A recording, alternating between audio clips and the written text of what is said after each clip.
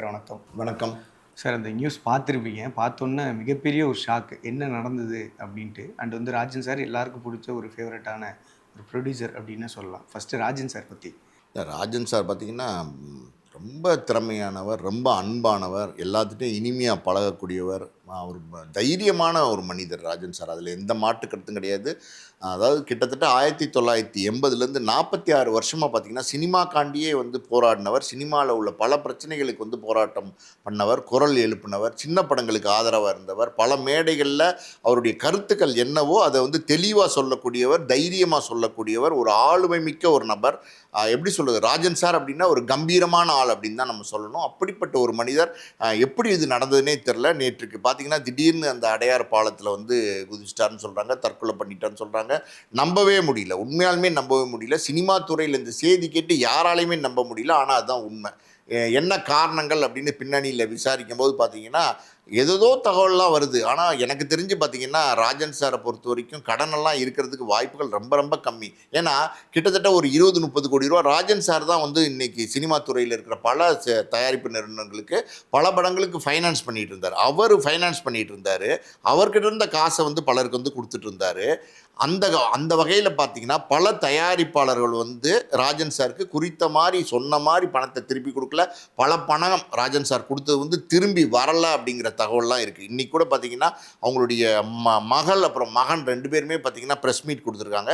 அதில் கூட இதை தான் சொல்லியிருக்காங்க. அதாவது அப்பா நிறைய பேருக்கு பணம் கொடுத்துருக்காரு. சினிமா துறையில் உள்ள பல தயாரிப்பாளர்களுக்கு அந்த பணம் எல்லாமே வரலை. கேட்டு ராஜன் சார் ஓஞ்சி போயிட்டார். உண்மையாலுமே பலரால் ஏமாற்றப்பட்டிருக்கிற ராஜன் சார் அப்படிங்கிற தகவல்களை மகள் சொல்லியிருக்காங்க.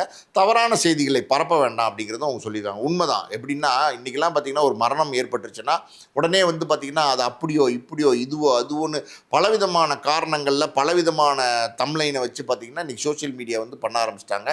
ஒரு வீட்டில் ஒரு இழப்பு நடந்திருக்கு, அந்த இழப்புக்கு மரியாதை கொடுக்க வேண்டாமா? அந்த குடும்பத்தாருடைய சோகத்துக்கு மரியாதை கொடுக்க வேண்டாமா?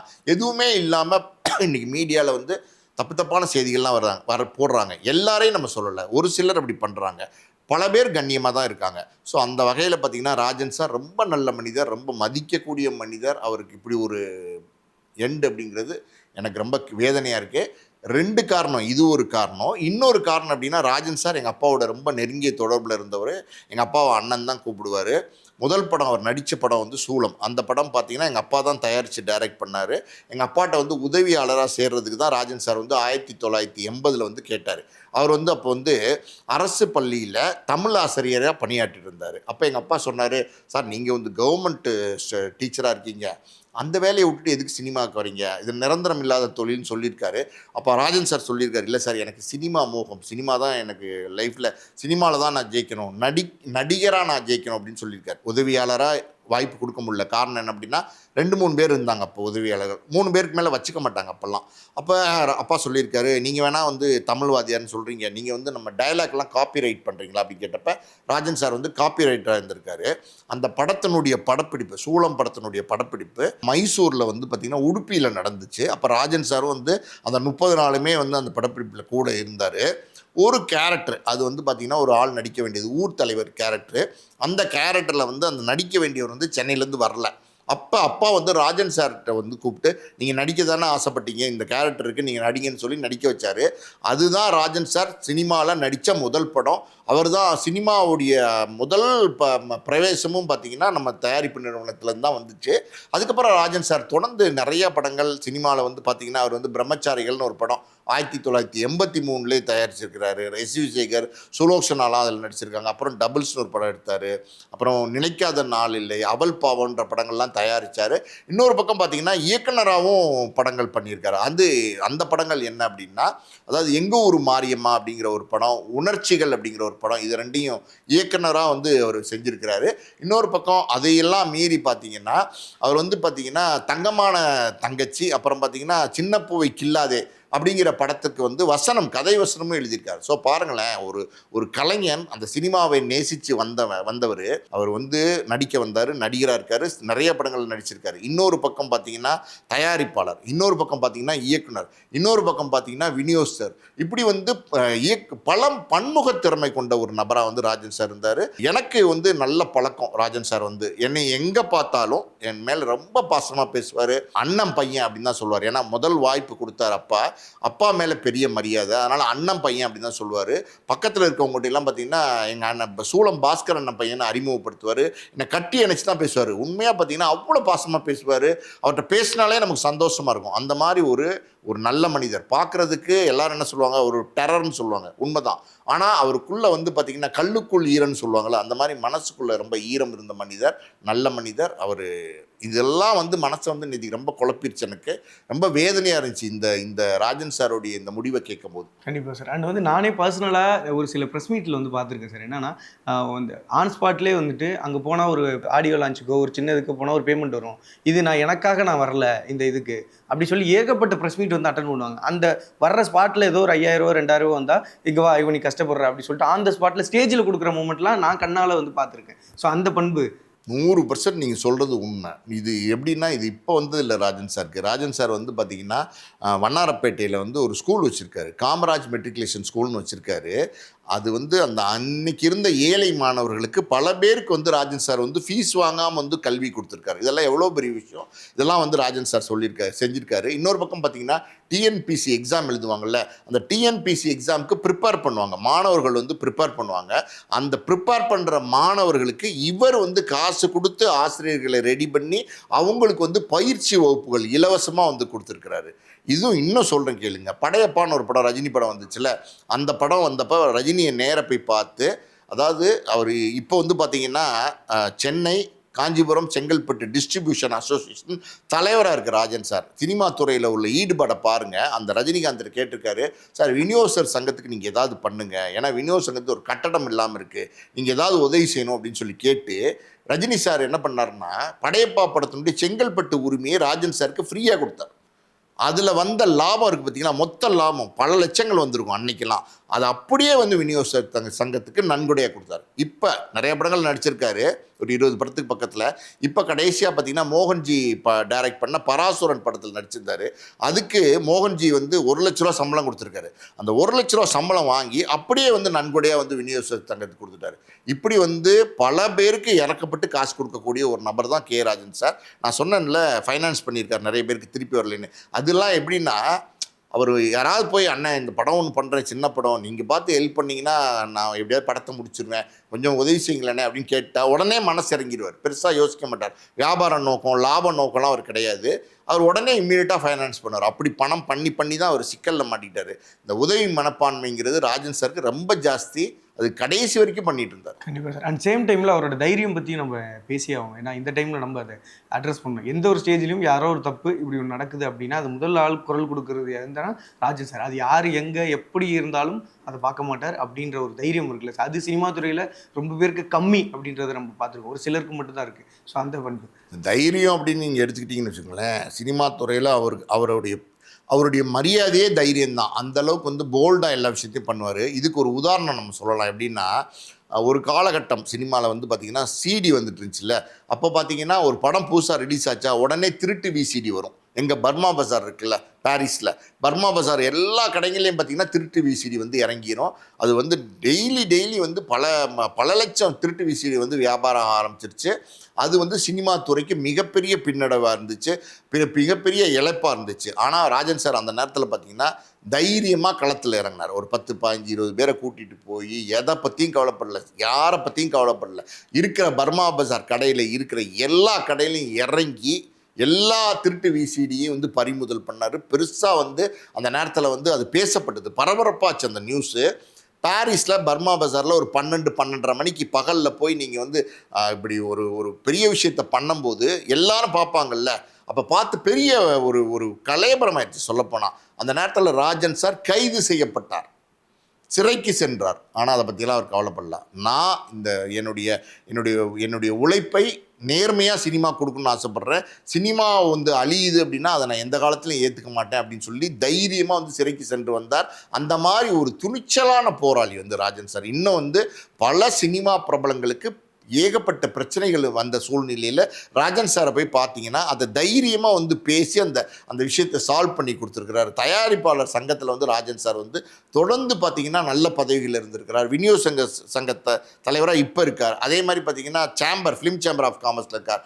நடிகர் சங்கத்தில் வந்து மெம்பராக இருக்கார். ஸோ ராஜன் சார் அப்படின்னா சினிமா துறையில் எல்லாருக்கும் தெரிஞ்ச ஒரு மிகப்பெரிய ஒரு பிரபலம், மிகப்பெரிய ஒரு ஆளுமையான மிக நல்ல மனிதர். கண்டிப்பாக சார். அண்ட் வந்து நம்ம இந்த இடத்துல இன்னொரு விஷயத்தையும் அட்ரஸ் பண்ண விரும்புகிறேன். என்னன்னா, ஒருத்தர் நீங்கள் சொன்ன மாதிரி ஒருத்தர் ஆக்டர் ஆகணும்னு வந்திருக்காரு. சில பேர் ஆக்டர் ஆகணும்னு வந்திருந்தாங்கன்னா அதை நோக்கி மட்டும்தான் பயணிப்பாங்க. ஆனால் கிடைச்ச இடத்துல கிடைச்ச சான்ஸ் எல்லாம் யூஸ் பண்ணிகிட்டே போகிறது இருக்குல்ல சார், அது ரொம்ப பேர் வந்து சினிமாவில் வந்து பண்ண மாட்டாங்க. நீங்கள் சொன்ன மாதிரி டிஸ்ட்ரிபியூட்டரு, ப்ரொடியூசரு, ஆக்டரு, இப்போ வந்துட்டு என்னென்ன பண்ணணுமோ எல்லாமே இண்டஸ்ட்ரியில் வந்துட்டு பண்ணியிருக்காங்கன்னு ஒருத்தர் இருக்காங்களா சார்? அது எப்படி சார் எல்லா ஃபீல்டுலையும், அதாவது வந்து எல்லா கார்னர்லையும் எப்படி அவங்களால பிளேஸ் பண்ண முடிஞ்சிச்சுன்னு இருக்குல்ல சார்? அதுக்குன்னு ஒரு தனி ஐடென்டிட்டி ஒன்று இருக்கும். ஆசிரியராக இருந்தவருங்க, உங்களுக்கு வந்து ஆசிரியராக இருந்தாலே பார்த்தீங்கன்னா அடிப்படையில் வந்து ஒரு பண்பு வந்துடும். ஆசிரியர் இருந்தாலே பார்த்தீங்கன்னா அது மற்றவர்களுக்கு வந்து கல்வி கொடுக்குறதுங்கிறதே ஒரு பெரிய விஷயந்தான்.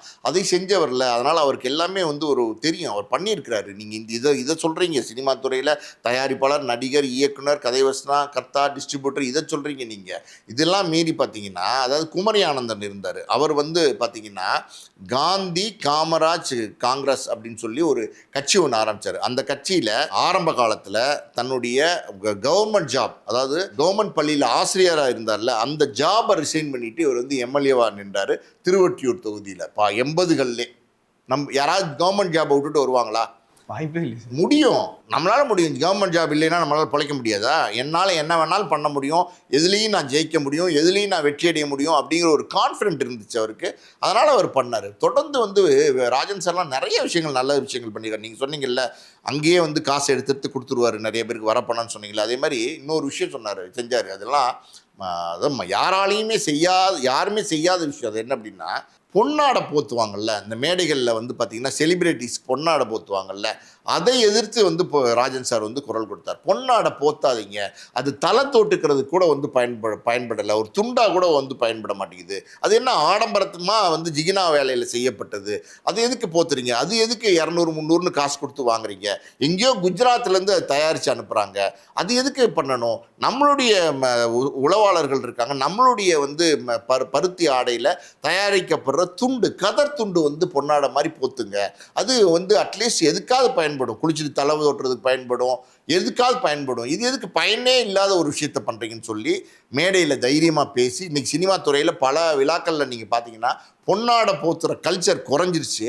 வந்து எல்லாருமே துண்டு போத்த ஆரம்பிச்சிட்டாங்க. இதுக்கு காரணமாக இருந்தவர் ராஜன் சார். ஸோ இப்படி ராஜன் சார் பண்ண சாதனைகள்லாம் நிறைய இருக்குது, அடுக்கடுக்காக சொல்லிட்டு போகலாம். கண்டிப்பாக சார். அண்ட் வந்துட்டு ஏதாவது ஒரு ப்ரெஸ் மீட்டில் நம்ம பார்க்குறப்போ சார், அவரோட பேச்சு மட்டும் தனித்துவமாக இருக்கும், தனியாக இருக்கும். இப்போ ப்ரெஸ் பீப்புளே அவர் எப்போ பேசுவார் அப்படிங்கிற ஒன்று இருக்கும். அது நிறையா ஒரு சில இடத்துல கான்ட்ரவர்சியாகவும் இருக்கும், ஒரு சில அது ரொம்ப நேர்மையாக சில விஷயங்கள் சொல்கிறப்ப ரைட் லெஃப்ட்டில் அப்படின்லாம் தான் இருக்கும். அந்த பேச்சு திறமையை அந்த ப்ரெஸ் மீடியாக்களே வந்து வியக்க வைக்கிற ஒரு 10 பேர் இருக்காங்கன்னா இப்போ ராஜன் சார் பேசுவாங்க அப்படின்னு ஒன்று இருக்குல்ல சார். அந்த மாதிரியான மூமெண்ட்ஸ்லாம் இவர் இப்படி கேரி பண்ணிக்கிட்டார் அப்படின்னு ஒன்று இருக்குல்ல சார். ஏன்னா இவ்வளோ ப்ரெஸ்ஸில் ஃபேன்ஸ் கிரியேட் பண்ணுறதுல ரொம்ப கஷ்டம் சார். ஆமாங்க, நீங்கள் வந்து எப்படின்னா அவர் குரல் வந்து பார்த்தீங்களா, காந்த குரல். அவர் குரல் வந்து ரொம்ப யூனிக்காக இருக்கும், தனித்துவமாக இருக்கும். எங்கே வந்து நின்னாலும் ஒரு ஆளுமையாக ஒருத்தர் வந்து இருந்தார் அப்படின்னா அவரை வந்து எல்லாரும் பார்ப்பாங்க. இது வந்து இயல்பு. ஒரு தலைவனாக இருக்கிறவனை தான் எல்லாரும் வந்து ஃபாலோ பண்ணுவாங்க, தலைவனை தான் எல்லாரும் பார்ப்பாங்க. அந்த மாதிரி ஒரு இடத்துக்கு அவர் போனார்னா, ஒரு ஃபங்க்ஷனுக்கோ ஒரு மீட்டிங்க்கோ இல்லை ஒரு கல்யாணம் எங்கே போனாலும் தனியாக அவரை திரும்பி பார்க்க வைக்கிற அளவுக்கு பார்த்தீங்கன்னா ஒரு திறன் படைத்தவர். அவர் சினிமா துறைக்கு, அதாவது சினிமா துறையில் வந்தார், நடித்தார், தயாரித்தார், டைரக்ட் பண்ணார், கதைவசனம் எழுதினார், டிஸ்ட்ரிபியூஷன் பண்ணார். இதெல்லாம் இருக்கட்டும் தம்பி, சினிமா துறையுடைய நன்மைக்காண்டி போராடினார். ஏதாவது சினிமாவில் பிரச்சனைனா முதல்ல வந்து நிற்பார், முதல்ல வந்து குரல் கொடுப்பார், சின்ன தயாரிப்பாளர் வந்து கட்டி அரவணைச்சுப்பார். இப்படி வந்து அவருடைய இயல்பு அது. அந்த இயல்பு தான் அவரை வந்து எல்லாராலையும் திரும்பி பார்க்க வச்சது. அண்ட் வந்து அவரோட இறப்புக்கு அப்புறம் நிறைய பேர் நிறைய விஷயங்கள் வந்து சொல்கிறாங்க, இவ்வளோ இருக்குது, கடன் இருக்குது, அதனால இல்லை என்ன இவ்வளோ தைரியமான பர்சன் வந்து எப்படி இது நடந்திருக்கும் அப்படின்ற ரேஞ்சுக்கு பேசுகிறாங்க. ஒரு பக்கம் வந்துட்டு வேறு ஏதாவது இஷ்யூவா, இல்லை வேற யாராவது கூட இருந்தாங்களா அப்படிங்கிற மாதிரிலாம் வந்து சொல்கிறாங்க. ஆக்சுவலாக என்ன நடந்தது அப்படின்றது ஓரளவு தெரிஞ்சது சார். அதாவது நீங்கள் வந்து கேட்குறீங்க ஏதாவது பிரச்சனையான்னு கேட்குறீங்க.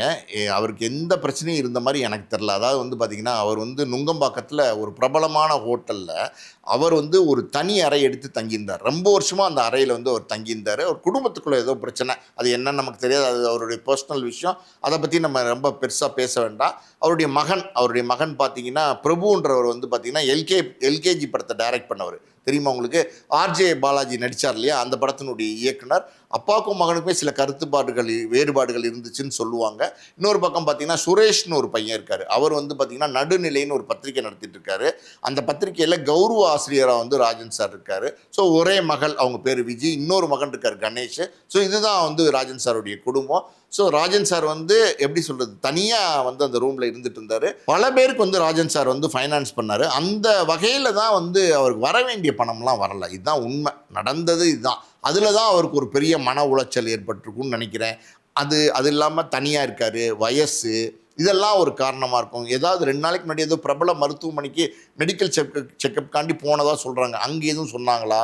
ஸோ மொத்தத்தில் ஒரு குழப்பமான ஒரு மனநிலைக்கு வந்து தள்ளப்பட்டிருக்கார். அதாவது ஒரு கம்பீரமான மனுஷன், ஒரு தைரியமான மனுஷன், ஒரு ஆளுமையான மனுஷன் இப்படி ஒரு முடிவை எடுப்பார்னு யாருமே எதிர்பார்க்கல. இப்படி ஒரு முடிவை எடுக்கிற அளவுக்கு அவர் மனசுக்குள்ளே வந்து அவர் குழப்பங்கள் இருந்திருக்கு, அதாவது வந்து தடுமாற்றங்கள் இருந்திருக்கு.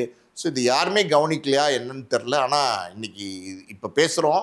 ஆனால் உண்மையிலுமே சொல்கிறேன், ராஜன் சார் அப்படின்னா இன்னும் வந்து 100 வருஷம் ஆனாலும் அவருடைய சேவைகள், சினிமாக்காண்டி செஞ்ச சேவைகள் இருக்குது பார்த்தீங்களா, அதை யாராலையும் மறக்கவும் முடியாது, மறுக்கவும் முடியாது. ரொம்ப நேர்மையான, உண்மையான தகவலுக்கு மிகப்பெரிய நன்றி சார். நன்றி.